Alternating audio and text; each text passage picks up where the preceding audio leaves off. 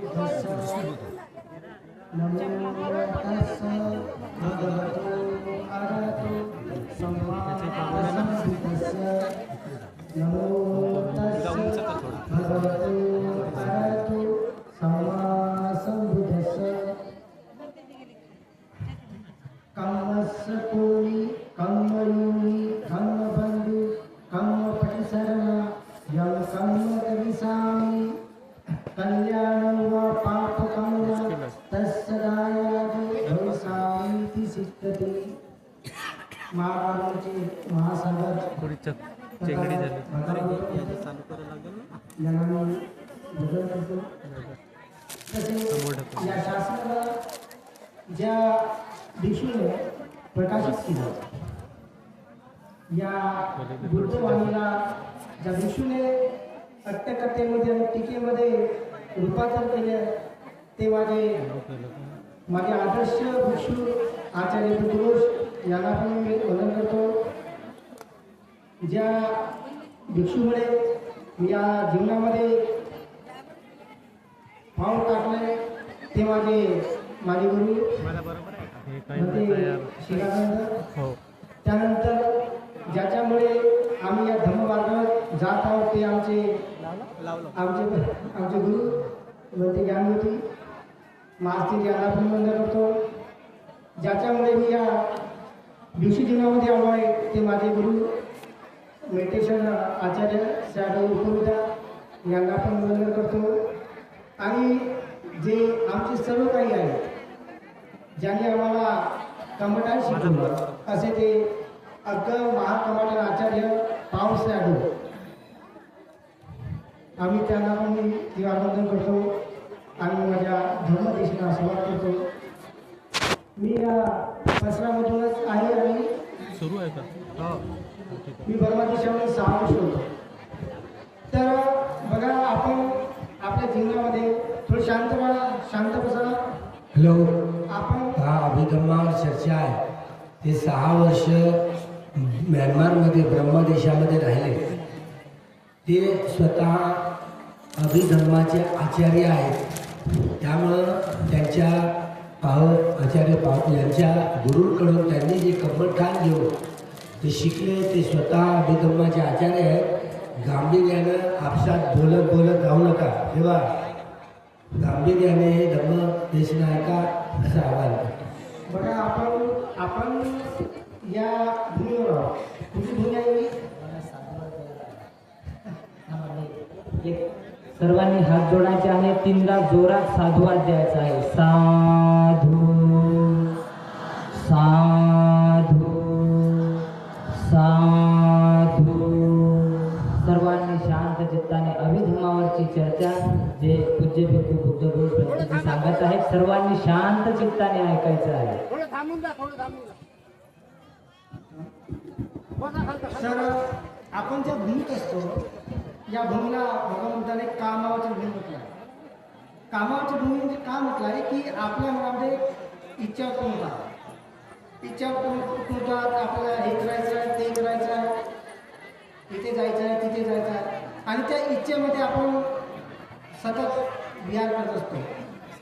त्यामुळे कामावरची भूमी म्हटलं आहे. तसंच ज्यावेळी आपण ध्यान करतो, ध्यानाने आपण प्रथम ध्यान प्राप्त करतो, द्वितीय तृतीय चतुर्थ, तर त्याची पण एक भूमी असते. त्याला रूपावरती भूमी म्हटले आहे. त्यानंतर आपण अजून त्यापेक्षा जास्त ध्यान आहे ते हाय ध्यान असतात. 5वे 6वे 7वे 8वे हे ध्यान प्राप्त करतो. त्याला रूपावरच्या अरूपावरची भूमी म्हटलं. आता आपण या कामावरच्या भूमीमध्ये आहोत आणि खूप सारा धर्म आपण ऐकत आहोत. पण बुद्धाने काय सांगितलं आहे की आपण जे बघतो आहे, काय बघतो आहे? आपण एकमेकाला बघतो, लोकांना बघतोय, पशुला बघतो, प्राण्याला बघतो. पण हे सर्व काय पन्नेते आहे. पन्नेते म्हणतात. पन्नेते धर्म आहे. कारण की ते सत्य नाही त्याच्यामुळे त्याला पन्नेते म्हणतात. पण परमार्थ काय? बुद्धाने म्हटलं आहे की परमार्थ 4 गोष्टी आहेत. चित्त आहे, चैतसिक आहे, रूप आणि निर्वाण आहे. तर आपल्याला चित्त, चैतसिक, रूप आणि निब्बाण. तर बुद्धाने काय म्हटलं की जोपर्यंत आपण चित्ताला पूर्ण समजून घेऊ शकणार नाही चेतिसिकाला पूर्ण समजून घेऊ शकणार नाही आणि रूपाला जोपर्यंत आपण पूर्ण समजून घेऊ शकणार नाही तोपर्यंत आपण निब्बाण कधीच प्राप्त करू शकत नाही. आपण ज्या लोकात आहोत या लोकांमध्ये आपण ज्या भूमीत आहोत या भूमीमध्ये 54 चित्तोत्पन्न असतात 54. या 54 चित्तामध्ये आपल्यामध्ये लोभ उत्पन्न होतो. लोभ त्याला अकुशल म्हटलं आहे. अकुशल होतो पाप कर्म. लोभ उत्पन्न होतो काहीतरी पाहिजे. या लोभाचे पण चित्त असतात. देश उत्पन्न होतो आपल्यामध्ये एकाला बघून किंवा काही लोक आपल्याला भडकवतात अच्छा असं कर तसं कर त्याचे पण चित्त उत्पन्न होतं. आणि कधी कधी आपण मोहात असतो.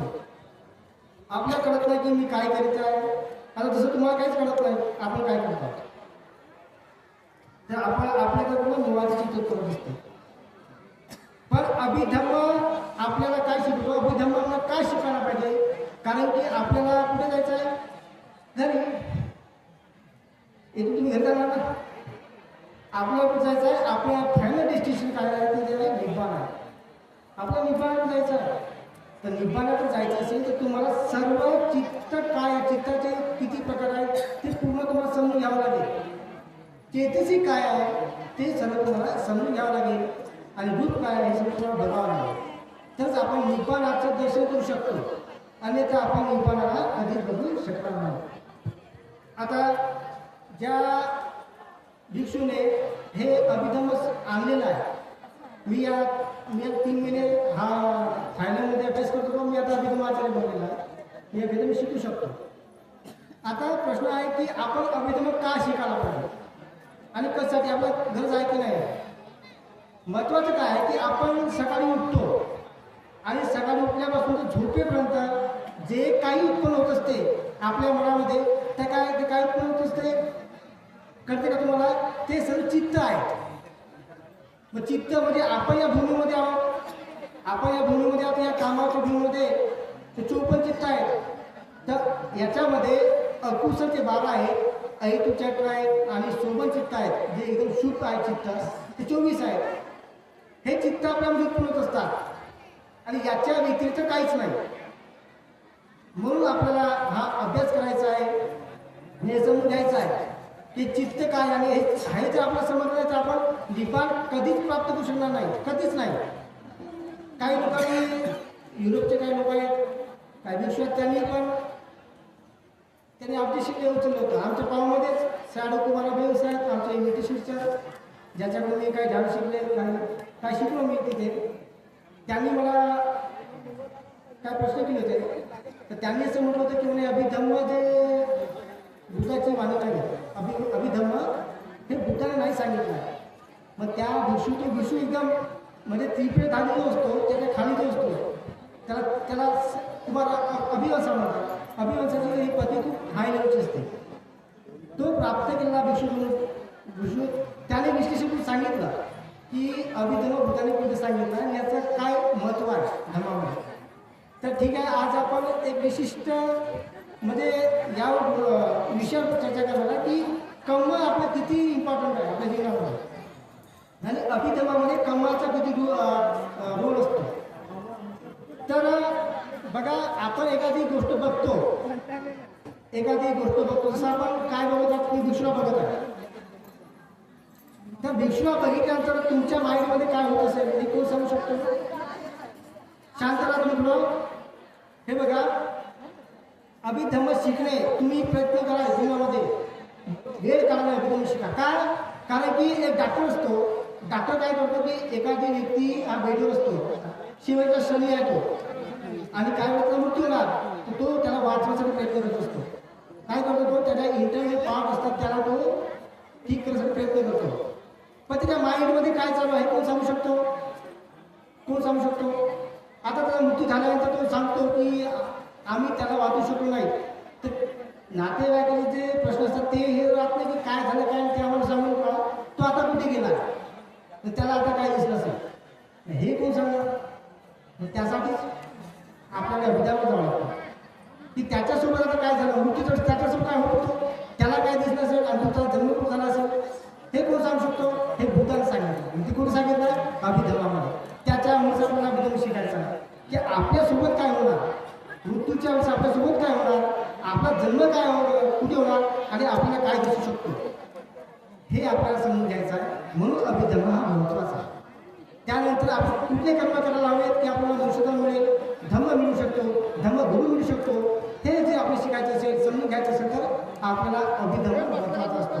तर इथे काय सांगणार बुद्धाने, मी काही पालिकेत तुम्हाला सांगणार आणि त्यानंतर आपण पुन्हा बोलूया.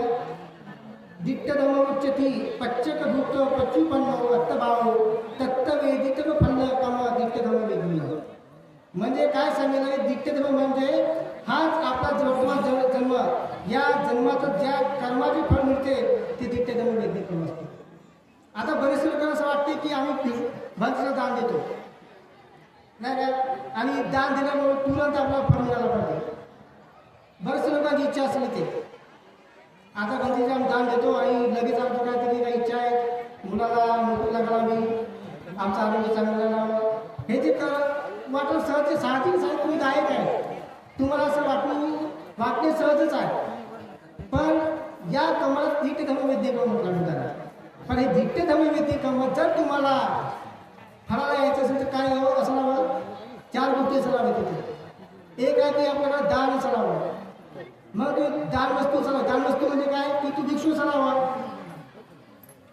आणि तिसरी गोष्ट काय, आपल्याकडे चित्तचेतना असावी. दान देण्याची चित्तचेतना, दान आहे, दान वस्तू भिक्षू तुमच्याकडे, दानाची चित्तचेतना असेल आपण दान देऊ शकणार नाही. मग आहे की दान घेणारा भिक्षू हे सर्वात महत्वाची अट असते. दान ग्रहण केल्यानंतर त्याने निरुत समापत्तीवर जाऊन ध्यान करता आलं पाहिजे त्याला.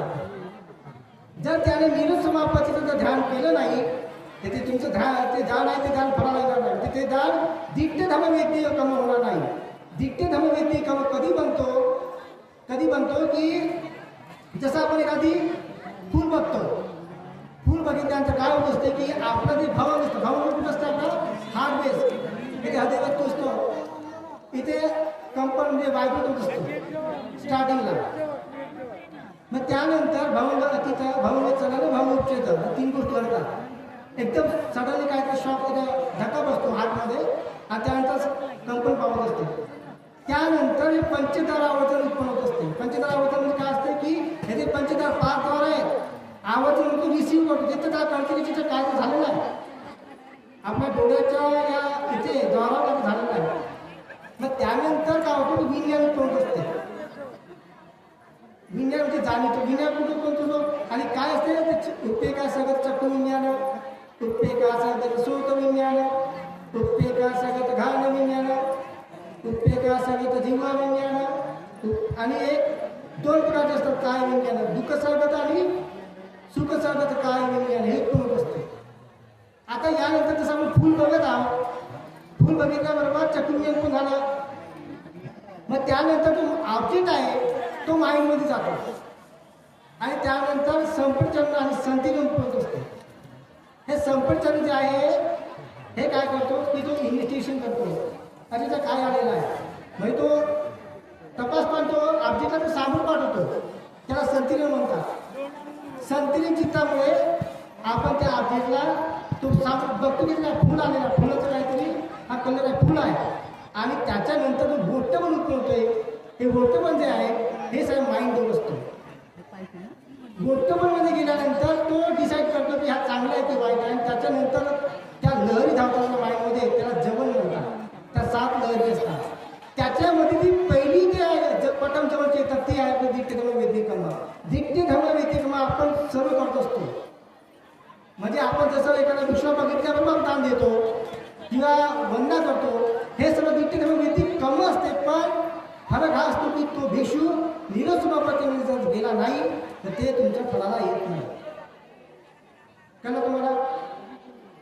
मग त्यानंतर जी ते लहरी आहे त्या 7 लहरी धावतात माइंडमध्ये, 7 जवन असतात. जे 7वं जवन असते ते आहे आपलं कर्म, ते बनते कर्म आपण कुशल किंवा अकुशल. त्या जवळमध्ये 55 चित्तावर करत असतात.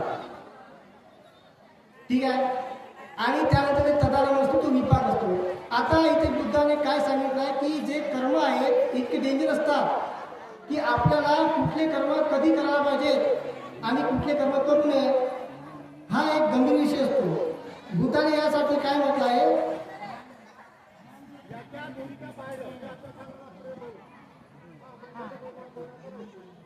बुद्धाने असं म्हटलं आहे की बघा हे जे कर्म आहेत हे कर्म जर आंधळेपणाने जर केलं आपण तर याचं जे विपाक आहे ते आपल्याला जास्त आणि वेगळं देणार असते. तर त्याच्यासाठी बुद्धाने आपल्याला काही कर्मसिद्धांत सांगितले आहेत. ते कर्म म्हणजे जनकर्म आहे, उपष्टम आहे, उपपीडक आहे, उपघातक कर्म. मी आवर्जून या कर्म सिद्धांताबद्दल बोलण्याचा मी विचार केला आहे आणि आपण समजून घेऊया, कारण की आपण इथं नेहमी येतच आहोत आणि आपण इथे येऊन नेहमी धम्म ऐकतच आहोत. पण मला असं वाटते की आपण काहीतरी असं विशेष ऐकायला पाहिजे की ज्याच्याने आपल्या मनामध्ये त्याच्या हे कम आहे का, अच्छा हे कम केलं काय होणार, का बरं हे कम करायला पाहिजे. आणि मी तुम्हाला हे सांगा की मनुष्य जन्म कसा मिळतो, कुठले चित्र होतो आणि काय दिसत असेल आपल्याला. बुद्धाने काय म्हटलं, मी लेडीज याद होतो ते आता महासंघ टीका पाठ आहे त्याचं मी ट्रान्सलेशन चालू केलं आहे. ते सर्व लेडीज यादवने अभिधर्मावर त्यांनी टीका लिहिलेली आहे. माझं पहिलं चित्तसंघ हा ट्रान्सलेट झालेला आहे मराठीमध्ये. आता मी चेतीस संघ ट्रान्सलेट केलं आहे आणि मी ऑनलाईन पण शिकवतो. मी ऑनलाईन अभिधर्म शिकवतो आणि ऑफलाईन पण शिकवतो. त्याच्यामुळे मला असं आहे की मी ज्या महाराष्ट्रात शिकून आला आहे त्यांचं एकच मत आहे की या भारतामध्ये अभिधर्माला मला इस्टॅब्लिश करायचा आहे. अभिधर्म हा घरोघरी आणायचा आहे. मी असं बघितलं की बघा बर्मामध्ये इतके गरीब लोक आहेत. तुम्ही बाबासाहेबांमुळे आज आपण इतक्या चांगल्या परिस्थितीत आलेलो आहोत की आपल्याला खायला तर मिळतो आहे, आपण पक्क्या घराच्या विटामध्ये आहोत. मी बर्मामध्ये 6 वर्ष होतो. त्या देशामध्ये त्या लोकांना राहण्यासाठी जे घर आहे ते आपण बांबूचे तट्ट्यामध्ये ताटून त्यांना ते असे 4 बाजून लावताना घर 3 असतो आणि ते लोक त्या ठिकाणी असतात. पण ते इतके गरीब आहेत ते लोक, इतकी श्रद्धा असते त्यांच्यामध्ये की ते पहाटेच्या रस्ते उठतात आणि भोजन तयार करतात आणि काही टमाटरची कढी तयार करतात आणि ते लोक 6 वाजता उभे असतात. त्यासाठी की भिक्षू आल्यानंतर त्यांना दान देण्यासाठी 8 वाजेपर्यंत ते उभे असतात. जर भिक्षू आला नाही तर ते लोक स्वतः जाऊन माहितीमध्ये दान करतात. एखाद्या दिवशी जर पाणी येत असेल तर त्या गावचा जो उपासक असतो तो घरी तो माहितीमध्ये देतो आणि भिक्षापात्र घेऊन जातो आणि पूर्ण गावातून तो फिरतो आणि ते अन्न गोळा करून तो आणून देतो. पण या पूर्ण संसारामध्ये जास्तीत जास्त ध्यान करणारे लोक जर कुठे असणार तर ते फक्त बर्मामध्येच आहे. बर्मा देश हा इतका श्रद्धावान आहे त्याच्यामध्ये की त्याला भिक्षू आणि धम्म इतके धम्म वेळे आहेत, इतके दिवाणी लोक आहेत. त्यांचं असं मत आहे की आमच्या जीवनामध्ये त्याला एकदा तरी बघा आपण आपल्या समाजामध्ये भिक्षू बनायला हवं नाही का कासाठी बनायचं आहे भिक्षू. त्या ठिकाणी असं आहे आता आज आपण बाबासाहेबांच्या धम्मक्रांतीमध्ये आपण म्हणू शकतो की आम्ही बुद्धिस्ट आहोत. म्हणू शकतो का आपण असं सांगा, हो किंवा नाही सांगा बरं तुम्ही. नाही म्हणू शकत आपण, म्हणू शकतो सांगा आपण म्हणू शकतो का, जोराने सांगा बरं आपण बुद्धिस्ट आहोत असे म्हणू शकतो का. त्या ठिकाणी बर्मामध्ये असं कोणीच म्हणत नाही आम्ही बुद्धिस्ट आहोत. त्यांना हे कळत असतं. त्यांचं असं आहे की जोपर्यंत त्या घरामधून एक तरी मुलगा किंवा जो पती असेल जोपर्यंत तो चिवर घेत नाही काही दिवसासाठी का होणार तोपर्यंत तो स्वतःला बुद्धिस्ट म्हणून म्हणत नाही. तो त्याला चिवर घ्यावाच लागतो. त्याला असं आहे की जबाबदारी आमची आहे, आम्ही जर नाही तर कोण करणार, आम्हाला चिवर घ्यावंच लागेल. एकदा त्याला चिवर घ्यावं लागतो. आणि त्या लोकांमध्ये अशी भावना असते की गरीब लोक आहेत, एकदा तरी आपण चिवरदान करायचं आहे. गांधीजी ते मला म्हणायचे भक्ती आम्ही मरून गेली चालेल, आम्हाला एकदा तरी चिवरदान द्यायचं आहे. इतकी श्रद्धा आहे त्या लोकांमध्ये. आणि महत्वाचा विषय काय आहे तुम्ही ऐकून घ्या की भांतेजीने आज 7 दिवस अखंडपणे पठाण हे केलेलं आहे, पठाणचं पारायण केलं आहे. पठाणचं पारायण काय केलं असेल आमचे सॅड हुकुम साहेब मेडिटेशनमध्ये एकदम चांगले आहेत ते. पावसाळ्यानंतर त्यांचंच चांगलं मेडिटेशन असं म्हणतात. आता त्यांनी एकदा धर्मदेशना दिली होती की आमच्या पर्वामध्ये ज्यावेळी वर्षात असतो त्यावेळेस ते लोक दिवस रात्र पट्टा म्हणतात. का बरं म्हणतात? तर त्यांनी एक पेशंट धर्म टाकला त्यांचा. त्यांचं असं मत होतं की बघा म्हणे हा जो शासन आहे बुद्धाचं हे शासन 5000 वर्षाचं शासन आहे. या शासनाचा क्रम सांगितला आहे मुक्त निकायामध्ये आणि अभिधर्मामध्ये पण सांगितलं हे शासन कधी कशा पद्धतीने नष्ट होणार. त्याच्यामध्ये बुद्धाने काय सांगितलं आहे की स्टार्टिंगला जे लोक एकदम म्हणजे प्रज्ञान भिक्षू होते, जे काही हवेत उडू शकत होते, जे काही बुद्धिबळाने युक्त होते ते 1000 वर्षापर्यंत राहणार. मग त्यानंतर ते नष्ट होणार. त्याच्यानंतर कोणीच येऊ शकत नाही त्याचा पॉवरफुल सत्व. मग बुद्धाने म्हटलंय की त्यानंतर ते लोक एकदम स्ट्रॉंग समाधीचा अभ्यास करणार होते. ते 1000 ते 2000 या कालावधीमध्ये नष्ट होऊन जाणार. आता आपण 2500 वर्षात आलेलो आहोत. तर आता या कालावधीमध्ये त्रिपिटक जिवंत आहे.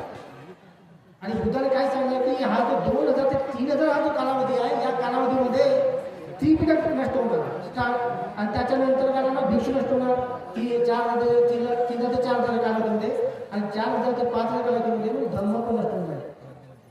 आता याच्यामध्ये त्रिपिटक ज्यावेळी नष्ट होईल त्यावेळेस सर्वप्रथम काय नष्ट होईल? अभिधर्मपिटक नष्ट होईल. मग अभिधर्मपिटकाचा कुठला भाग नष्ट होईल? मग ते बुद्धाने सांगितलं आहे अट्टकथेमध्ये स्पष्ट सांगितलंय अभिधर्माचं पट्टा नष्ट होणार. मग पट्टांची कुठली गाथा नष्ट होईल? हेतू संपत्तीमान धम्मानं हेतू पचैन पच ही गाथा पण नष्ट होणार हे बुद्धाने सांगितलंय तिथे. आणि त्याच्यामुळे त्या लोकांना इतकी भीती आहे की हे जे हा जो धम्म आहे हा धम्म आपल्याला पिढ्याने पिढी आपल्याला द्यायचा आहे. ही जबाबदारी आपल्यावर आहे. त्याच्यामुळे हा धम्म येणाऱ्या पिढीला मिळाला पाहिजे. मग कसा मिळेल? तर त्या लोकांनी म्हटलं की आपल्याला पठण पाठ करावं लागेल. तर त्या लोकांचं असं आहे मी जवळपास 6 वाजता जायचं चार मंडळामध्ये.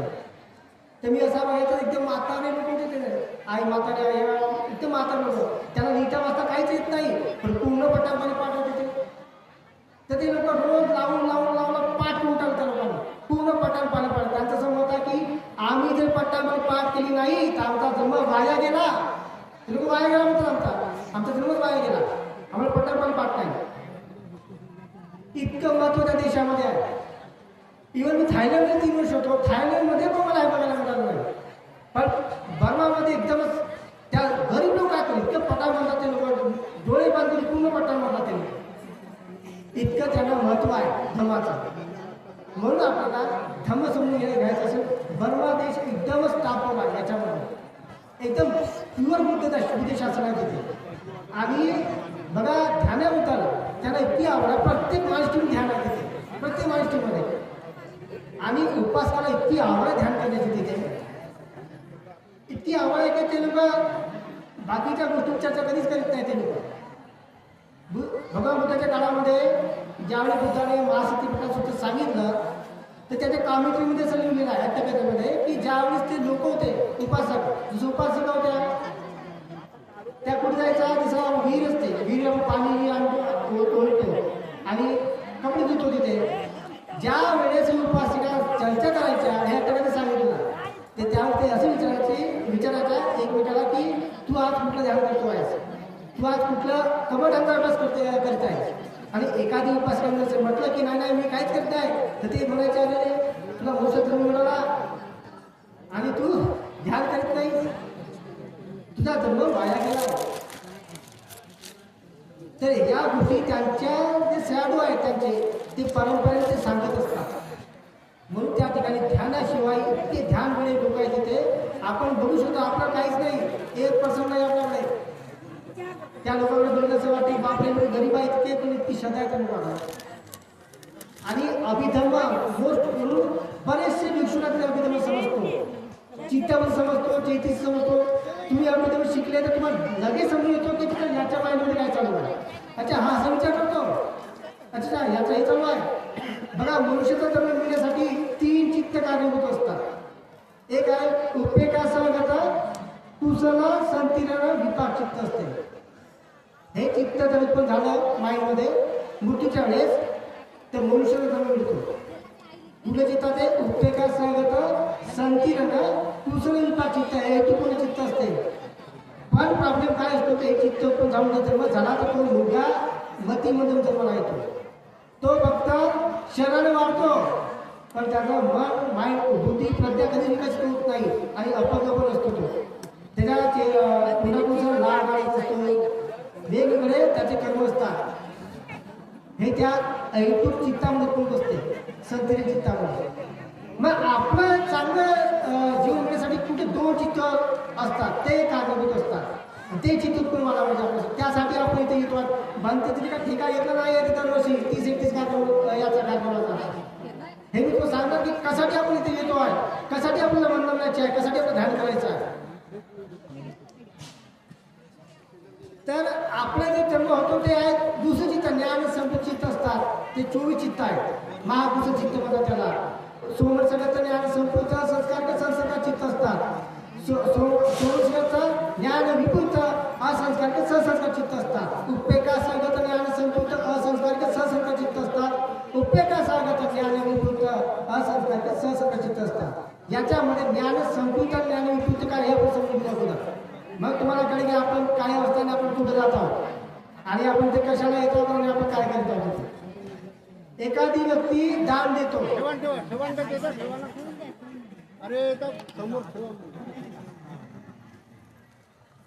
हॅलो, तुम्ही दान घेऊन घ्या आणि शांत बसा, नाहीतर तुम्ही बोला, मी शांत बसतो. हे बघा, ज्या वेळेस आपण एखादी दान देतो, कुठले कर्म करतो चांगलं, त्यावेळेस त्याच्या मनामध्ये अशी भावना जर असेल की माझ्या या पुण्यकर्मामुळे मला निबंध प्राप्त हो, तर माझे नातेवाईक आहेत त्यांना धर्म मिळो, नाही का, ही चांगली जी भावना असते याला त्रिहेतुक पण असते. अलोभ अदोष आणि होम असतो याच्यामध्ये. त्याला त्रिहेतुक परिसंधी असते. ते त्रिहेतुक असतो ते चित्त, त्याला ज्ञान संपतो म्हणतात. पण एखाद्यामध्ये असं असतं की मी दान देतो तर माझं नाव लावलं पाहिजे, अहंकार होतो, माझं नाव देत नाही ते म्हणजे माझं नाव इथे ठेवा, ते आलं पाहिजे, असं आलं तसं पाहिजे. किंवा तो अभि किती दान देतो, चांगलं दान दिलं म्हणून याला ज्ञान विपुत्त म्हणतात असं. तर हे ज्ञान विपुत्त चित्तामध्ये ते हेतूक असतो, अलोभ आणि अदोष असतो याच्यामध्ये. तर मृत्यूच्या वेळी जर आपल्यामध्ये जर ज्ञान विपुचित पण झालं की आपला मनुष्याचा मृत्यू किंवा ते येतो का आपण जाऊ. पण आपल्यामध्ये लोभ जो आहे तो लोकाला आपण कंट्रोल करू शकत नाही, देशाला आपण कंट्रोल करू शकत नाही त्या चित्तामुळे. तर जितके लोक मनुष्य धर्माला आलेले आहेत आणि ज्याच्यामध्ये स्ट्रॉंग लोभ आहे का स्ट्रॉंग दोष आहे तर ते हेतूक आहे. सहसा आपण ओळखतात की ते लोक ते हेतूक आहे. ज्ञानविपुती चित्तामुळे त्यांचा जन्म झालेला आहे.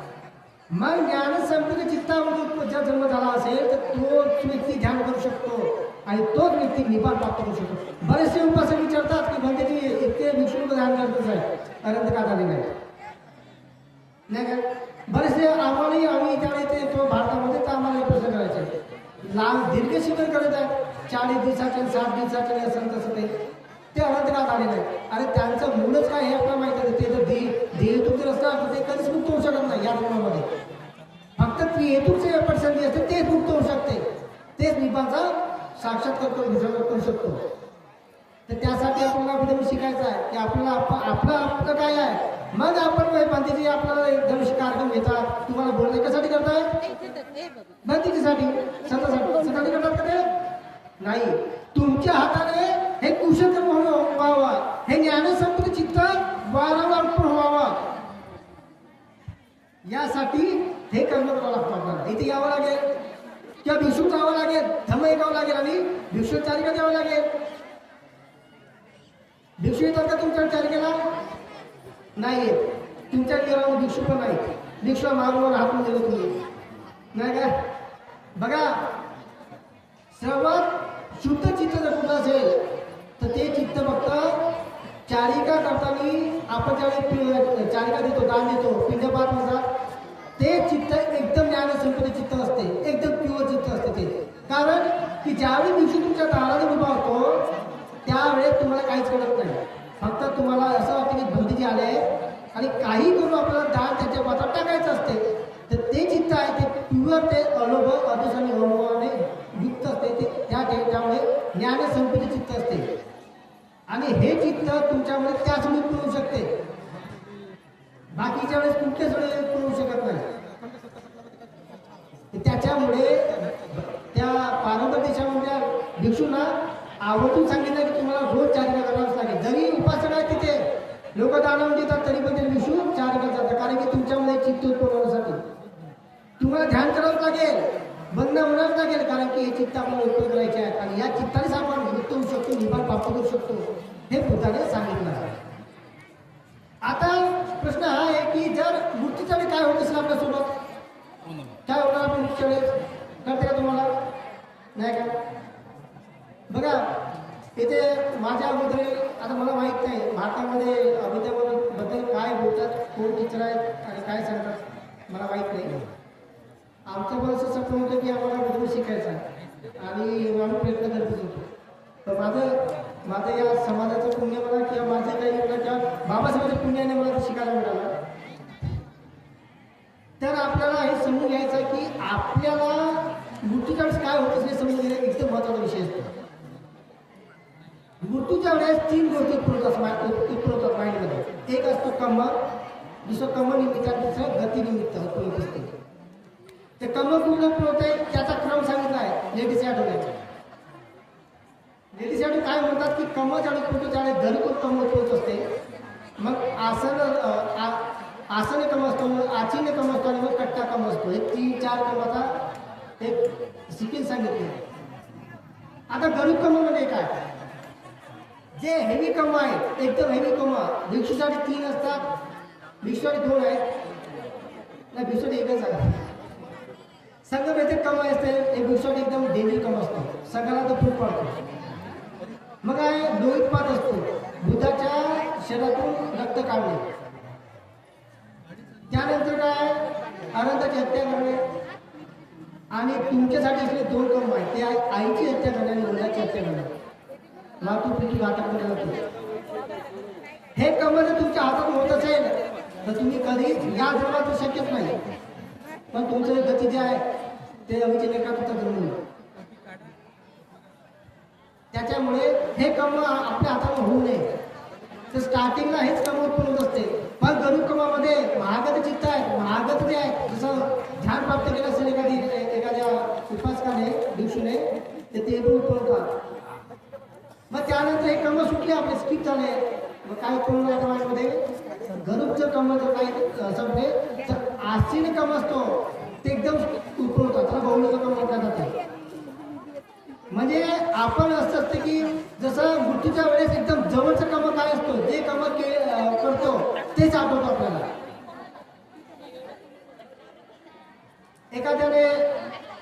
एखादा व्यक्ती भांडण करतो आहे आणि तो भांडण करताना त्याचा मृत्यू झाला तर त्याला तेच आठवतो. त्यासाठी थोडं लक्ष द्या, लक्ष देऊ नका तुम्ही थोडं.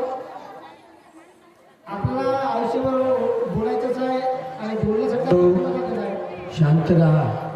हे अभिधर्मांची चर्चा आहे, दुर्मिळ चर्चा आहे, त्यामुळे शांत चित्ताने ऐका. नाही तर तुम्ही बोला, मी बोलू नका, ऐका. तुम्ही कशाला तिथे उभं राहून गोष्ट करता येते? शांततेने ऐका. हे एक शब्दच कठीण आहे, ते तर रिपीट किती वेळा रिपीट करावा. तर आपल्याला काय आठवत असते, तर बुद्धाने काय सांगितलं की त्यावेळेस जे कर्म आठवेल ते, म्हणून एखादी व्यक्ती मृत्यूच्या शेळ पडलेला असेल ते कधी लढायचं नाही. आपल्याकडे इतके लढतात मग त्यावेळेस तो व्यक्ती तर दुःखी असतो, पण आपल्या नातेवाईक दूर लढत असतात, तर कधीच लढायचं नाही. तर काय करायचं आपण, जोपर्यंत तुमचा आवाज त्याच्या कानापर्यंत जाणार तोपर्यंत त्याला सांगत राहायचं की तुमच्या जीवनात तू जे काही चांगले पुण्यकर्म केलं असेल, जे काही पुस्तकाला बघितलं असेल, दान केलं असेल, बुद्धलेला केला असणार, ते आठवायचा प्रयत्न कर. जोपर्यंत त्याचा आवाज जात नाही, आवाज ऐकू शकतो तोपर्यंत सांगायचा प्रयत्न करायचा. त्याला आसीनक्रम म्हणतात. हे आसीनक्रमामुळे तो ऐकल्यामुळे ते त्याला अवलंबन दिसेल. तर लेडीज आठवण ज्यावेळेस ते चित्तसंग परमदीपनी अनुवाद करत सगळे लिहिणं चालू केलं होतं, त्याच्या सुरुवातीला सांगितलं काय सांगितलं की ब्राह्मण एक राजा असतो, त्या राजाचा एक पुरोहित असतो, म्हणजे पुरोहित असतो आणि प्रधान असतो. आता राजाला काय होतं की हा मूर्तीच्या सेवेत पडलेला असतो आणि राजाला काय दिसते की एक असं लाल भूमी दिसत असते. तर तो आपल्या प्रधानाला सांगतो की मला लाल भूमी दिसतो आहे, हे काय आहे? तर तो पुरोहितला विचारतो हे काय दिसतोय ना? पुरोहित काय म्हणतो की एक सुवर्णभूमी तुला दिसतो आहे, तुझा जन्म तिथे होणार आहे. आणि त्यावेळी राजाला मृत्यू येतो, पण तो जातो अविची नरकाला, कारण की ती त्याला अविची नरकाची अग्नी त्याला दिसत असते. हे त्याचा कर्म निमित्त असते, कर्मामध्ये निमित्त त्याला दिसतो माइंडमध्ये. काही लोक ते काय म्हणतात, त्याला लेडीज अनुवाद केला तिथे काय म्हणतात की काही लोकांना उघड्या डोळ्यात दिसतात ते निमित्त, तर काही लोकांना हात दिसत, ते डोळे बंद केले असतात, तर त्याला हात म्हणजे हृदय नसतो असतो, मनोद्वार असतो, तो माइंड तो त्याला बघत असतो त्या निमित्ताला. तर त्यासाठी एखाद्याच्या चित्तामध्ये अकुशल पण झालं आणि जर त्याला दिसत असेल तर तुम्ही डायरेक्ट त्याला सांगू शकता की तू सूत्रपणाला लावायला पाहिजे त्यावेळेस की तुझ्या जीवनात काय तर तू चांगले कर्म केला ते आठवायचा प्रयत्न करतो, वारंवार आठवायचा प्रयत्न कर, आणि त्याच्यामुळे ती त्याचा अभिजात चेंज होऊ शकतो. हे लेडीज साठी सांगितलं, ठीक आहे. तर त्याच्यामुळे रडायचं नाही. आपल्याला इतके रडतात जर सोडून आता तू जाणार आहेस. आता कोणी आहे का सर पोस्ट काढून जन्म देते कोणी? तुम्हाला जायचं, आम्हाला पण जायचंच आहे, पण हे शिकून घ्या की आपला मृत्यू कसा होणार आणि आपला जन्म कसा होईल पुढे, हा महत्वाचा विषय आहे, आपल्याला समजून घ्यायला पाहिजे. मग त्यानंतर हे ते कर्म आहे सुटलं आपल्याला, तर मग आसन कर्म येतो. आसन कर्म काय असतो की वारंवार आपल्या जीवनात जे काही कर्म केले त्याची सवय झालेली आहे. एखाद्याने ते चोरी करतो त्याला सवय झाली आहे, एखाद्याने ते खोटं बोलतो त्याची त्याला सवय झाली आहे, तर ते कर्म इथे पॉवरफुल असतात. एखाद्याने दान दिला त्याची सवय झाली आहे, ध्यान केलं असेल तर त्याची सवय झाली आहे. हे कर्म एकदम स्ट्रॉंग पॉवरफुल बनतात आणि ते कर्म आठवायला सुरू होतात. याला आसन कर्म म्हणतात. आणि हे तिन्ही कर्म जर सुटले तर मग कट्टा कर्म असतो. कट्टा कर्म आल्यानंतर मग त्याला ते काय बॅलेन्स कर्म असतात, ते कर्म विपाक घेऊन येतात आणि त्यानंतर त्याचा जन्म होतो. तर आपल्यामध्ये हे जे चित्त आहे महापुरुष चित्त हे उत्पन्न होण्यासाठीच आपल्याला प्रयत्न करायला पाहिजे. तर मी पाणीतून काय तुम्हाला सांगतो बघा. चत्तारी कमानी उपपीडक उपछेदक जनक उपतमकंती बल्लव कम्येन ही निभती पवते उपपीडक आगंत्वा अत्ततो एवं वदती नाम सच्चा पटमतर जानेय नते इद निबंती ददय चतुसेव त आवायसु निबता पेयम होतु तम यत्त कथची निबतम अह उपपीडकम नामत पीडित्वा नर्ज नियुस कसट करी समामिती ततो पट्टायंतम कालीस करोती की करोती परिसाई उपरिती भोगी विनिसती.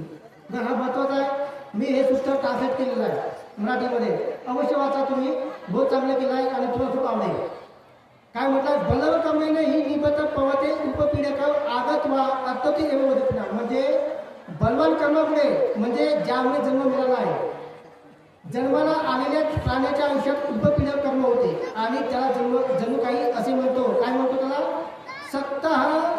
सच्चा पटंतर जानेय न ते इथं निबंतू वदेय चतुसेवतम अपायसू निबता पेय, म्हणजे काय म्हणतो, जर मला आधीच कळाले असते, काय म्हणते हे कर्म म्हणतो त्याला मृत्यूच्या वेळेस, तर मी तुला इथे जन्माला येऊन दिले नसते. तर कुठे दिले नसते? मी तुला चारही अपायामध्ये म्हणजे नरक पशु प्रेत असून जन्म दिला असता. हे कर्म म्हणतो त्यावेळेस. मग पुढे काय म्हणतात लिखित हो तू तम कथची निबतम अह उपपीडक कर्म नामाचा पीडित्वा निरोधम दिवस कशट तरी सांगितली, म्हणजे असो तू कुठेही जन्माला ये, मी उपपीडक कर्म म्हणून तुला इतके त्रास देईन की तू निरोगी शक्तिशाली आणि तेज होशील. म्हणजे तुला या कर्मामुळे इतका त्रास देईन असं तू म्हणतो. मग काय होत असतो, तर तो पटायंतम तारीशी करतो. तेव्हापासून उपपीडक कर्म त्याला तसंच करतो. काय करतो की करोती परिसय उपनेती भोगे विनाश येते, काय करतात अडचणी निर्माण करतात आणि संपत्ती नष्ट करतात. मग हे काय सांगितलं पुन्हा कर्मामध्ये बघा की एका चांगल्या घरात जन्माला आला होता आपण, तरी पण आपल्या मागील जन्माचे काही वाईट कर्म म्हणजे उपपीडक कर्म अजून बाकी आहे. उपपीडक कर्म आणि हे आपल्या आयुष्यामध्ये तुला आपल्याला चांगल्या ठिकाणी जन्म घेऊ देत नाही आणि आपल्याला वाईट योजनेमध्ये जन्म द्यायचा प्रयत्न करतो. पण आपल्या काही कुशलतेमुळे आपला जुनं चांगलं केलं मिळतो, पण तरी पण तो आपला सोडत नाही. मग तो काय म्हणतो इथं बघा, तत्तदारकस्स मातुकीची निबत काल तो पट्टाय मातू असा तो वा सुखवान होती माता पितून पिढा उपजती. आणि काय करतो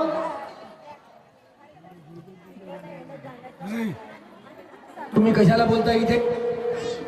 ओय उपासिकांनो, तुम्ही चला, तुम्ही बोलू नका तिथे. नाही तिकडे पलीकडे जाऊन बोला, तिकडे पेंडलच्या बाहेर बोलू नका अजिबात. पेंडलच्या बाहेर जाऊन बोला, घबरा.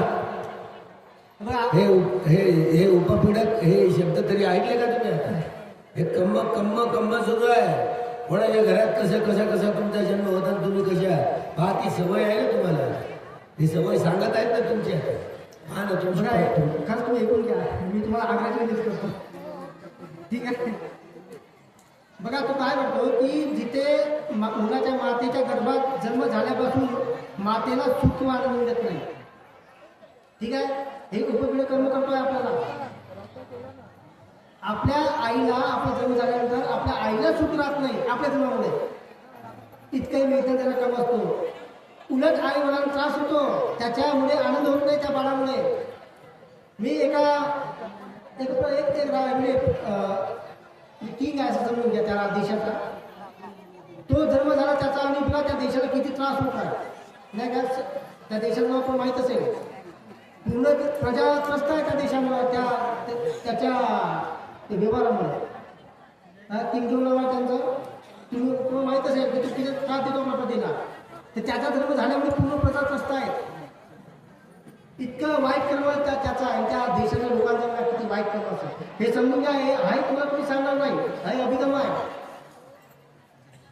मग काय म्हणतात, एव परसाई उपनेती अशा प्रकारे जन्म करतात. दारकस्य पण मातु कुचंपी निबंध काळ तो पट्टाय गे भोगा उतकम पत्वा गौरवीय राजा दिनवसी मनसती. मुलाच्या गर्भात जन्म झाल्यापासून घरात संपत्ती पाण्यातील मिठाप्रमाणे राजा किंवा इतरच्या कारणावर नष्ट होतो.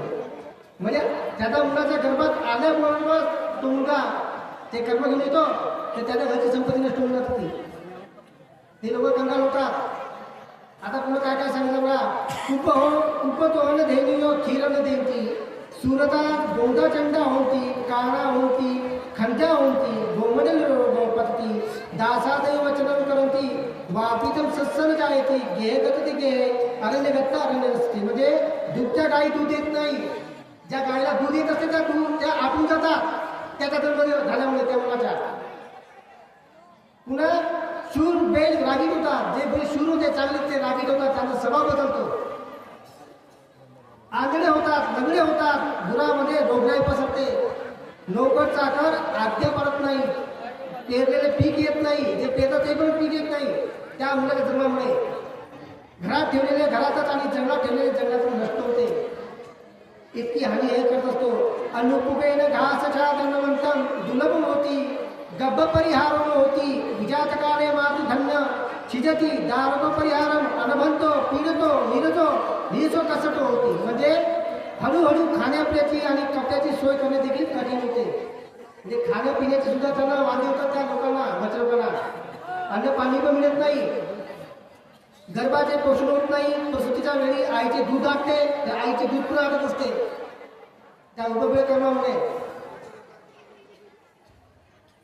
मुलगा योग्य पोषण मिळाल्याने पीडित होतो. त्या मुलाला पण काही योग्य पोषण मिळत नाही, तो पीडित होतो, निरोगाने तेजरीत होतो. इथं उपपीडक कर्म नाम, याला उपपीडक कर्म म्हणतात. कळलं तुम्हाला? हे कर्म तुमचंच आहे आणि इकडे आमच्याकडे येऊन काय फायदा होत नाही तुमचा अशा वेळेस. तुम्हाला वाटते बंदीच्या आल्यानंतर आम्ही एक करतो ते करतो बंदच काहीतरी करून देणार नाही. बाई तुमचंच कर्म आहे. आयते गर्भापासून सुरुवात होत असते आणि गर्भातून बाहेर आल्यानंतर हे चालूच असते. पुन्हा काय म्हटलं बुद्धाने, हे कर्म एखाद्या व्यक्तीच्या जन्मापासून त्याच्या पाठलाग करतं. जेव्हा एखादं बाळ अशा कर्माच्या प्रभावाने जन्माला येतं तेव्हा त्याच्या आईवडिलांना सुख मिळत नाही, उलट त्रास होतात. जणू काही घरात लक्ष्मी येते पण ती येण्याआधीच निघून जातो. म्हणजे पैसा येतो पण पैसा यांच्याकडून निघून जातो. संपत्ती पाण्यातील मिठासाठी निघून जाते, संपत्ती नष्ट होऊन जाते त्याची. घरातल्या गायी दूध देत नाही, बैल काम करत नाहीत, आजारी पडतात, नोकर चाकर ऐकत नाहीत, शेती पिकत नाही, घरातली वस्तू नष्ट होतात, खाण्यापिण्याची पंचायत होते, बाळाचे पोट भरत नाही, ते कमजोर आणि आजारी पडते. थोडक्यात हे कर्मजीवनात फक्त दुःख आणि अडचणी देत असतात.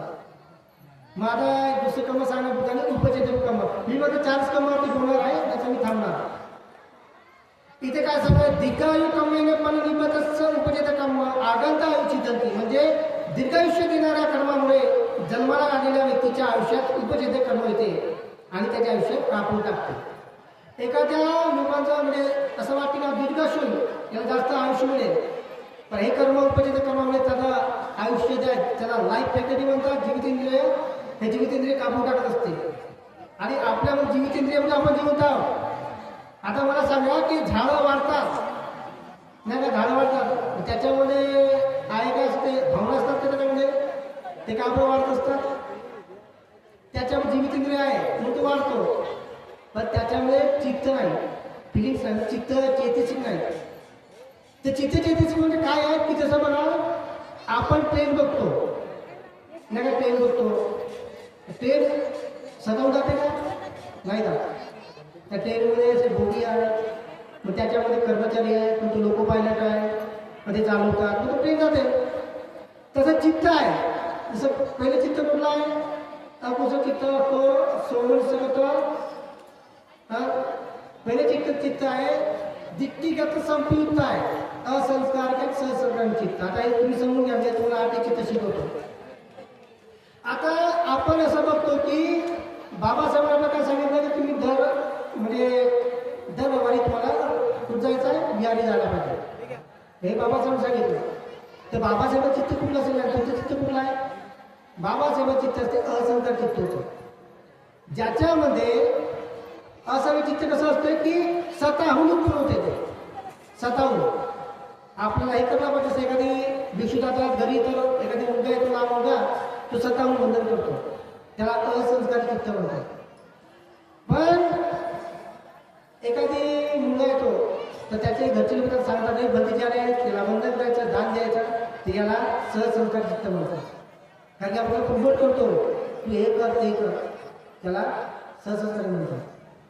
मग आता दिट्टिगत संपित आणि दिट्टिगत निवृत्त, याचा अर्थ काय होतो, दिट्टिगत संपित म्हणजे कुठल्याच कर्माचं कुठलंच फळ नाही, हे केलं काय ते केलं काय त्याचं काही फळ येणार नाही, याला दिट्टिगत संपित म्हणतात. या धारणेने तो सोमरसगत म्हणजे आनंदयुक्त मनांत करतो, आनंद येऊन म्हणतो तो, ठीक आहे, आनंदयुक्त मनाने तो हे कर्म करतो, तर ते पहिलं चित्त असतं. दिट्टिगत म्हणजे सोमरसगत फिलिंग्स आहे, सोम म्हणजे आनंद मनाने, सोमरसगत दिट्टिगत संपुक्त असंस्कार चित्त असतं. आणि याच्यामध्ये दुसरं चित्त असते ते सहसंस्कार असतं, म्हणजे त्याला हे कळते की हे चुकीचं आहे, तर त्याला दुसरे सांगत असतात आणि त्याला पश्चात हे सांगतात, म्हणून त्याला असं वाटतं की कुठल्या कर्माचं कुठलं फळ नाही, मग कशाला आपलं करायला पाहिजे. तर ते आहे सोमरसगत दिट्टिगत विपरीत सहसंस्कार चित्त असतो. मग याच्यामध्ये पुन्हा दिट्टिगत विपरीत असतो. आता दिट्टिगत विपरीत म्हणजे काय होतं की त्याला कळते की हे चुकीचं आहे, तरी पण तो करतो, म्हणून त्याला दिट्टिगत विपरीत म्हटलं. एखाद्याला कळते की त्याचं खोटं बोलू नये, तरी तो जाणीवून खोटं बोलतो. याचे पण 2 चित्त असतात, असंस्कार आणि सहसंस्कार. आणि मग असतो उपेगा सहगत दिट्टिगत संपुट असंस्कार आणि सहसंस्कार चित्त. आता एखादी व्यक्ती दारू पितो, दारू स्वतः पितो का तो नाही पितो, त्याला कोणतरी मित्र घेऊन जातात, अच्छा चला वाटतं पिऊन बरोबर कसं वाटतं, तर त्या मित्राचं चित्त असते असंस्कार आणि त्याचं सहसंस्कार चित्त असतं, जातो त्याचा, मग तो पितो काय पितो, मग काय होतं की त्याला सवय लागते, तो ॲडिक्टेड होतो. तर ते झालं उपटेका सहगत दिट्टिगत संपुट असंस्कार चित्त, म्हणजे तो स्वतःहून पितो, त्याला आनंद राहत नाही, काही नाही कुठलं गंमत पिओ खुशी पिओ, पण प्याचा आहे त्याला. तर त्या उपटेका सहगत दिट्टिगत संपुट असंस्कार सहज चित्त असतो. आणि पुन्हा उपटेका सहगत दिट्टिगत विपरीत असंस्कार सहज चित्त असतो. आता मला हे सांगा, याच्यामध्ये सर्व डेंजर चित्त कुठलं आहे, हे सर्व 8 चित्त आपल्यामध्ये आहेत, याच्यामध्ये आपल्या दूर होणार डायरेक्ट आपल्या नरकच आहे. या 8 चित्तामुळे हे काय चांगले नाहीत, आपले मित्र नाहीत, हे आपल्याला हे उत्पन्न झाल्यामुळे दुःखच आहे आपल्या पाठीमध्ये. सर्वात डेंजर चित्त ते उपटेका सहगत दिट्टिगत संपुट असलेला चित्त असतो.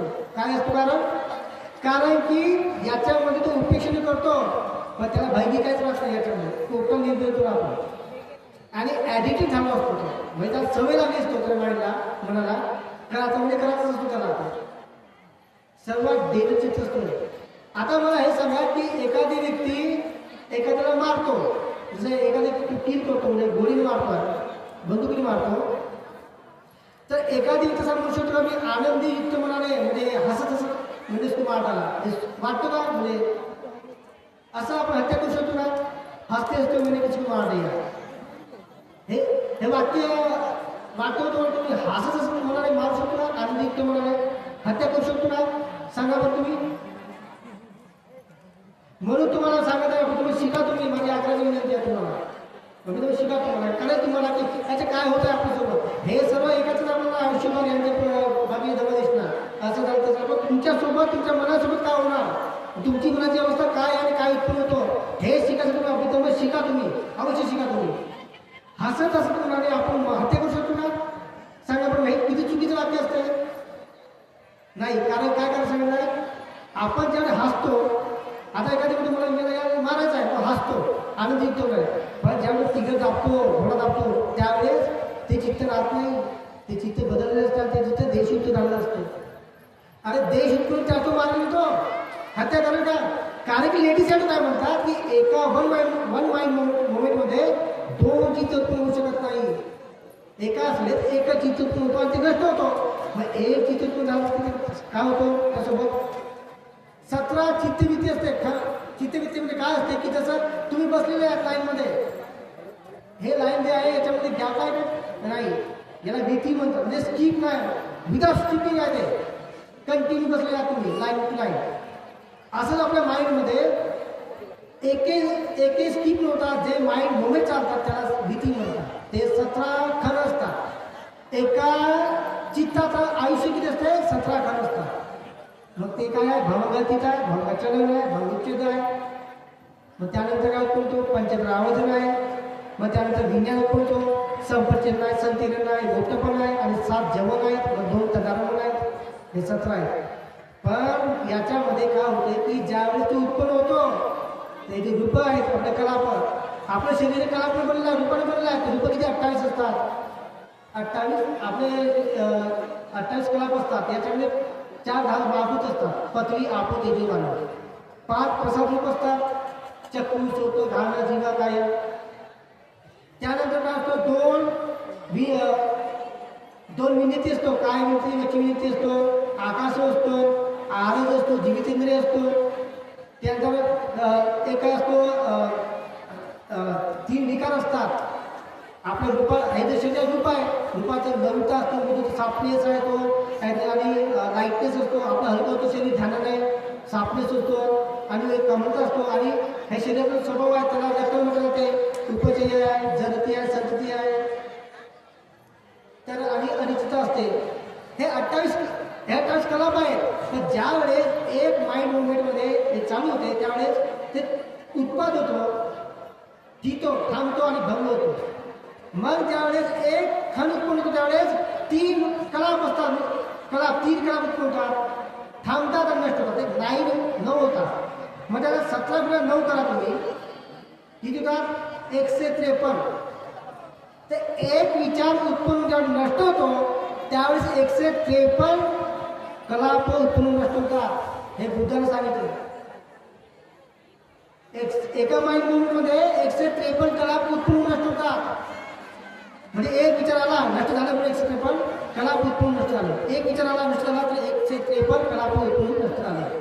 बघा तुम्ही खूप पुण्यवान आहे थोडं शांतपणे का अनिरुद्ध बनते होते त्यांना एक असा अहंकार होता त्यांनी काय सांगितलं कोणाला साधुपुत्र बनतेला माझं शांतपणे खरंच हॅलो महत्त्वपूर्ण आहे बघा आपलं हे नियमित कर्म करत असतो का एका चित्तक्षणामध्ये एखादं तुम्हाला माहिती जमतले 153 हे अट्टकलाप उत्पन्न होऊन कसे नष्ट होत असतात ते ही माहिती दुर्मिळ आपल्या वाचल्यानंतर फक्त हे थिअरीत माहिती पण ते प्रत्यक्ष अनुभवातले जे बोल असतात ना त्याचा अनुभव तुम्हाला तुमच्या व्यक्तिगत जीवनात हा अनुभव अभिधम्मामुळे कळतो हे माहिती झालं तर हा अभ्यास केला तर आपण शांत चित्ताने गांभीर्याने सद्धर्म श्रवण करावा असं आवाहन बोलू नका आपसाला.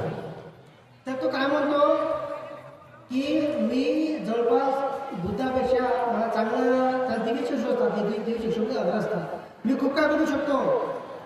तर सारीपुत्र म्हणजे म्हणतात की अरे अनिदासा म्हणतो बुद्धाचं ज्ञान आहे आपण काही बोलू शकत नाही. बुद्ध खूप काय बोलू शकतात. ते बुद्धाने काय बघितलं बुद्धाने 10,000 गॅलेक्सी स्कॅन केल्या. हे आपल्या गॅलेक्सीमध्ये जाऊ आपली गॅलेक्सी आहे आपल्या गॅलेक्सीमध्ये काय आहे पृथ्वी आहे शनी आहे गुरु आहे मोठा ग्रह नेपच्यून बाकीचे आहेत मंगळ आहे सोम आहे हे सर्व आहे. बुद्धाने 10,000 गॅलेक्सी स्कॅन केली आणि 10,000 गॅलेक्सी स्कॅन केल्यानंतर बुद्ध काय म्हणतात की तिथे पण मानव जीवन आहे तिथे पण तुमच्यासारखे लोक आहेत तुमच्यासारखे देश आहेत तिथे पण आणि तिथे पण पाकिस्तान आहे इंडिया आहे सगळ्या गोष्टी आहेत. बुद्धाने काय म्हटलं की त्यामध्ये एक गोष्ट नाही ते फक्त या गॅलेक्सीमध्ये आहे की या गॅलेक्सीमध्ये फक्त बुद्ध धर्माला येतात म्हणून आपण ही गॅलेक्सी खूप पवित्र आहे. आपण किती पुण्य म्हणाल की त्याच्यामध्ये आपण भारतात जन्म झाला भारतात बुद्धाचा देश आहे म्हणून आपण खूप पुण्य म्हणाल. पण मग ते विचारतात की त्या गॅलेक्सीच्या लोकांचं जीवन कसं आहे ते खूप प्रगत आहे. आपण आपला मृत्यू तिकडे जातो ते लोक आपल्याला येतात आपला असं ट्रान्सफर होत असतो. ठीक आहे तर आपल्याला हा धर्म का समजून घ्यायचा की आपल्याला कर्म समजून घ्यायचे आहे.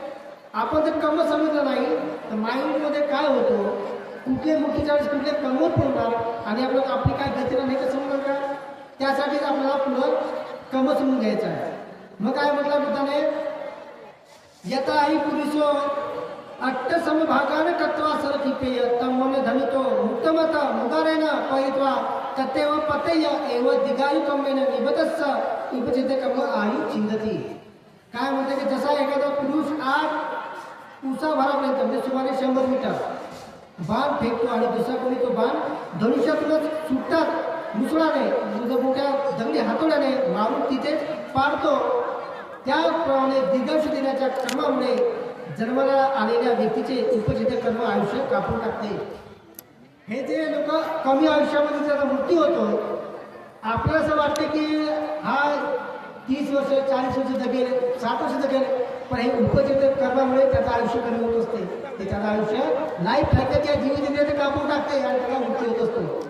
मग पुन्हा काय म्हटलं की करो ती 24 वाहनावर 14 होता ती अन्यत्र आपण 27 देते म्हणजे काय करते कर्म त्याला चोराने भरलेल्या जंगलात पाठवते त्याच्यासोबत चोर जातात आणि किंवा हिस्त मासे असलेल्या पाण्यात होतो ज्या पाण्यामध्ये खूप हिस्त मासे आहेत तिथे तो त्याला पाठवते आणि काय करतो पुन्हा इतर कोणत्याही धोकादायक ठिकाणी घेऊन जाते हे कर्म त्याला घेऊन जाते आणि मग त्याचा मृत्यू होतो. इथं उपजिते कर्म म्हणावं उपघातम करते मी जसं याला उपजिते कर्म म्हणतात. उपघात घात करणं हे देखील याच कर्माचे दुसरं हे उपघातक कर्म आहे. ठीक आहे समजा एखाद्या व्यक्तीला दीर्घायुष्य लाभण्याचे कर्म फळास आले आहे पण मागील जन्मात एखादे वाईट उपजिते कर्म अचानक सक्रिय होते. एखाद्या व्यक्तीला चांगलं आयुष्य मिळालं आहे पण त्याचं जे कर्म आहे मागच्या जन्माचं ते ऍक्टिव्ह होऊन जातो सक्रिय होतो ते उपजित कर्म आणि ते कर्म त्याला दीर्घायुष्य देतात त्याचा मृत्यू होत असतो. ठीक आहे शेवटचा आहे पटिसंधी निमित्तपणा कमा जनकर्म नाम हे अशा पद्धती कर्मस्थान सांगितलं तुझ्याने. तुम्ही हल्ला गुल्ला करत बोलत नका जाऊ म्हणून राहा. जायचं असेल तर बोलत नका जाऊ आपापसात. ऐका तुम्हाला हे महत्वपूर्ण आहे. मी थांबू नका तुम्हाला एका काय हरकत नाही आपण कधी शिकू शकतो. ठीक आहे मी शेवटचं तुम्हाला सांगतो आणि मी थांबतो. परित्त कमने पी निबत एव पोहते पानाती पादादी विरती कम अभंगा कथते शुल्लक कर्मामुळे जन्माला आलेल्या या व्यक्तीस आयुष्यात पानाती पादादी पासून विरती कर्म येते आपल्याला जो काही असं म्हणतो. अरे मला आधी कळलंच ते हे जे सर्व कर्म आहेत हे कर्म कुठे फळाला येतात. एक आहे आईच्या गर्भामध्ये येतात आणि आईच्या गर्भातून बाहेर पडतो त्यावेळेस सुद्धा हे कर्म फळाला येतात. ठीक आहे आणि त्यानंतर हे कर्म पुन्हा आपण जिथे तिथं जसं पटिसंधी आणि जसं पटिसंधी चित्त पटिसिद्ध कर्म असते म्हणजे पटिसंधी चित्त जन्म होण्याचं चित्त असते ते आणि त्यानंतर च्युती चित्त असतो. च्युती चित्त म्हणजे काय असतं, मृत्यूच्या क्षणी जे चित्त उतरून त्याला च्युती चित्त म्हणतात. आता मला एक प्रश्न उत्तर द्या तुम्ही. बा प्रश्नाचं उत्तर बा भंतीजी प्रश्नाचं उत्तर मागताय. च्युती चित्त पटिसंती चित्त हे जन्मग्रहण करते ना. हा मरणाच्या वेळेला जे उत्पन्न होतं च्युती पहा ते सांगतायत तुम्हाला प्रश्न विचारतायत. बघा, एखादी व्यक्ती प्राण्याची हत्या करतो. ठीक आहे, ए माय चल बोलू नको. ओय बोलू नको, चल बा बाजूला जा, तिकडे बोलू नको, इकडे तिकडे तिकडे. एखादी व्यक्ती प्राण्याची हत्या करतो आणि एखादी व्यक्ती प्राण्याला इजा पोहोचवतो. आता या दोन कर्माच्या फळाचं, हे दोन कर्म आहेत, याचं फळ एकच आहे का सांगा. तुम्हाला प्रश्न समजला का? ओय प्रश्न समजला. हे च्युती चित्त मरते ते जन्म घेते, ते जन्म घेतो ते पटिसंती चित्त म्हणताय. एखादी व्यक्ती प्राणी हत्या करतो आणि एखादी व्यक्ती प्राण्याला इजा पोहोचवतो, मारतो त्याला, आणि तो जे काही पुत्र आहे तो नवरा होतो, अपंग होतो. या दोन्ही कर्माचे फळ एकच आहे का सांगा. हे आता हे समजून मी धम्मनिष्ठ बंद करणार. सांगा तुम्हाला कळलं काय प्रश्न. एखादी व्यक्ती एखाद्या प्राण्याला मारतो, एकदम मारतो त्याला मृत्यू झाला, आणि एखाद्या प्राण्याला मारण्यापासून इजा पोहोचली, त्याला लग्न झाला, अपंग झाला. या दोन कर्माचं फळ एकच येईल का? का बरं नाही सांगा बरं. कोण सांगते उत्तर सांगा. कोण सांगणार? उभे येऊन सांगा. जीव नाही गेला. हे बघा, याचं उत्तर असं आहे की जी पहिली घटना आहे ती पटिसंधी, त्याची पण संधी मिळतात ती अपाहिज करणार. ठीक आहे ना, ते कर्मपत्र बनलेलं आहे.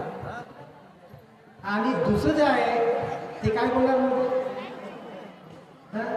ते द्यायच्या प्रवृत्ती काळामध्ये तुम्हाला उपपीडक कर्म म्हणजे तुमच्या पाठीमागे लागेल. उपपीडक म्हणजे तुमच्या पाठीमागे लागेल. तर प्रवृत्ती काळ म्हणजे काय होतो, पटिसंधी म्हणजे पटसंधी चित्त, म्हणजे आपण जन्म घेण्याच्या आधी जे पहिले चित्त आहे ते आहे पटसंधी चित्त. आणि च्युती चित्त म्हणजे काय असतं की ज्यावेळी तुमचा मृत्यू होणार, जे शेवटचं चित्त होतं त्याला च्युती चित्त म्हणतात.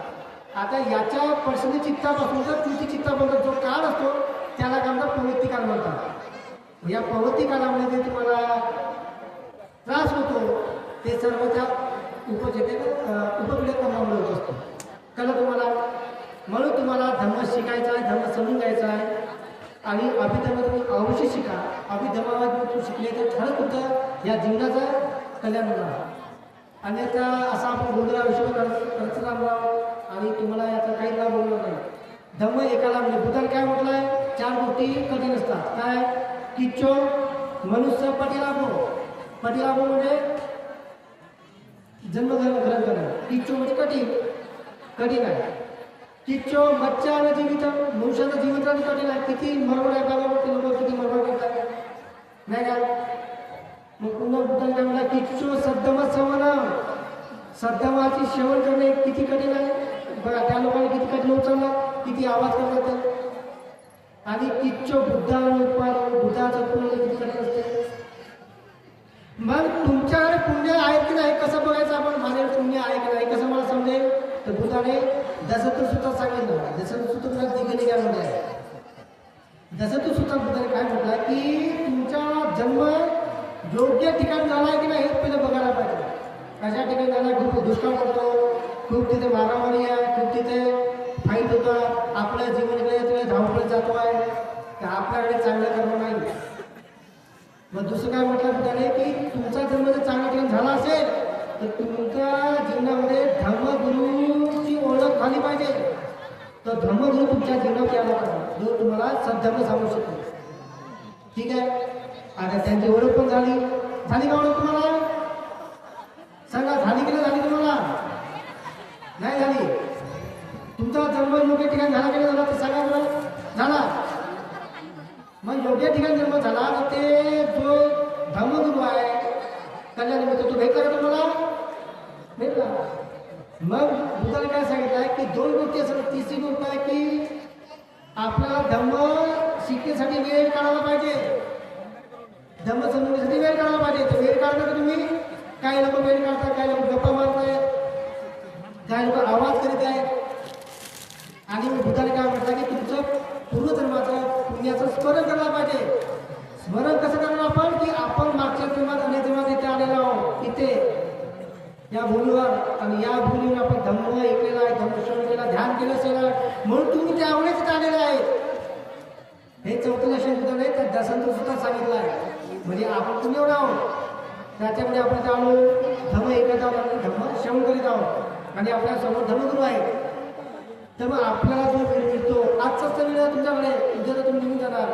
तर आजचा वेळ तुम्ही चांगल्या धम्मश्रवण करण्यामध्ये, ध्यान करण्यामध्ये आणि शुद्ध ऐकण्यामध्ये तुम्ही घालायला पाहिजे. कारण की आपल्यामध्ये काय उत्पन्न करायचं आहे? ज्ञान समृद्धी चित्त उत्पन्न करायचं आहे. हेच आपल्याला मुक्तीसाठी आपल्याला आधार होणार. हे चित्त आपल्याला निपाण प्राप्त करू शकतो. हे त्रिहेतू चित्तच, या त्रिहेतू चित्तानेच तो निपाण प्राप्त करू शकतो. द्विहेतू आणि एक हेतूपणा निपाण प्राप्त करू शकत नाही. तसंच ठीक आहे, मी माझ्या धम्मदेशला थांबवतो. साधू साधू साधू साधू